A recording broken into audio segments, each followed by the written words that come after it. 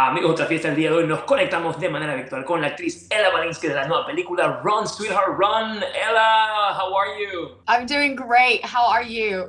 Good, nice to meet you. You look so beautiful in the New York premiere with all the denim. I love it. Thank you. Yeah. We wanted to do something a little more spooky.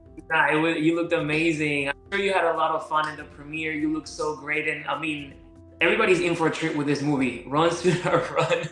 Let me tell you, poor Cherie went through so much. And I always get freaked out. I mean, obviously this wasn't really a date. She was going out with a client and then it turned into like, you know, something more special, to say the least. But, Yes. but this is why I'm always terrified to go on like dates with somebody I don't know, because you never know what's gonna happen. And you know, you tell me, this is crazy. To say the least, of under everything else that this film is saying, can also be seen as a cautionary tale.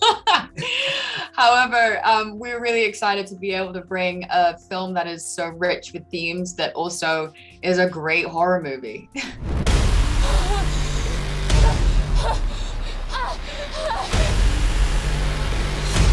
Now, your character went through so much, and I feel like there was so much tension for you, you know, throughout the scenes and stuff. How do you as an actress separate that from real life? Because I feel like, I mean, I'm an empath, and I'm also a Cancer, so I feel like I feed off of like anything and everything. Double So, like, whammy, baby! how do you make it so that this stuff doesn't affect you, you know what I mean? Or like, did it do it, and then you had to kind of like separate, like, all right, I'm not in the movie anymore, let me just chill. How did that work out for you? Yeah, funnily enough, I had a really tricky time trying to separate myself from the emotions of what I was feeling. I think I was able to go home and not be, you know, Cherie, but I think my body was definitely put into such a state of hypertension and fight or flight. You know, the word runs in the title twice. So there was a lot of, you know, the heart rate was high for the majority of the day or night in this case. And, you know, physically, it took me almost 2 weeks to get physically out of character, which is wild. Wow, that's crazy. I mean, I can see why that's crazy, but yeah, like I'm sure, like it, like, you know, it definitely like affects you, and you're probably like looking around, like what's going on. Now, a lot of breathing, a lot of meditation.